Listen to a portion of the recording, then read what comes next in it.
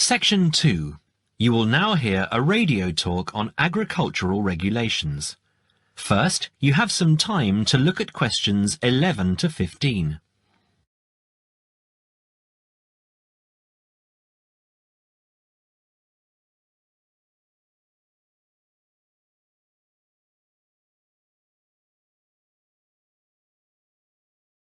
Now listen carefully and answer questions 11 to 15. Could there be clearer proof of the arrogance and indifference of those who are supposed to keep our food safe than the muzzling of John Verrill? Agriculture is a business, true, and businesses have to make money. But this shows how ministers and officials put the profits of the agriculture business before the well-being of the British people. Mr. Verrill, a pharmaceutical chemist, was appointed to represent consumers on one of the many committees that advise the government on food safety. When he tried to do his job, though, and wanted to warn ministers of a danger to children's health, he was refused permission to do so. The danger comes from hormones given to cattle in the USA and some other countries to make them grow faster. They speed up the animal's development to maturity, thus making meat production more profitable. There have, however, long been fears that the hormones have horrendous effects on the people who eat them, causing diseases as serious as cancer.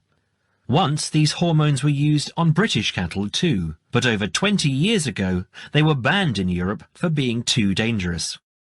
Indeed, so concerned is the European Union that it banned imports of hormone-fed beef years ago, much to the fury of the US government, which wants to sell it all over the world. Several years ago, the USA and Canada asked the World Trade Organization to declare the ban illegal and to punish Europe for failing to lift it. The WTO, with its long record of refusing to let environmental or safety concerns interfere with trade, agreed, imposing fines of more than $120 million a year on the EU for its refusal to back down. The British government now backs the Americans, claiming that there is no proof that hormone-fed beef does any harm. This is where Mr. Verrill comes in. He is very angry with the government, especially as their claim comes out just after a Danish study shows that growth hormones are 200 times more dangerous than was previously thought. Worried by these findings, Mr. Verrill spoke to government representatives, who did nothing. Before you hear the rest of the talk, you have some time to look at questions 16 to 20.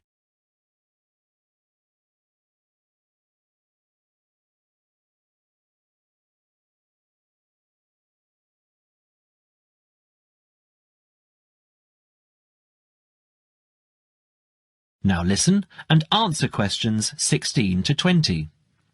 Not only that, but they have not been testing beef which is imported, which, by law, they are required to do.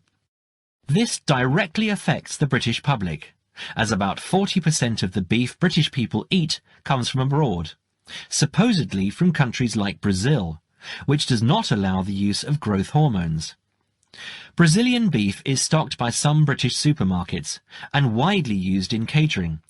Yet, when a Brazilian farm was recently visited by EU inspectors, a large stockpile of this banned substance was found. This is not the first food scandal we have had in our country.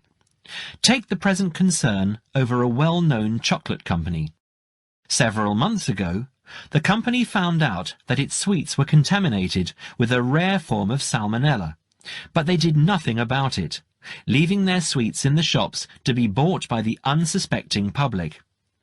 It was not until 5 months later, when several children had suffered food poisoning, that the chocolate bars were removed from the shelves.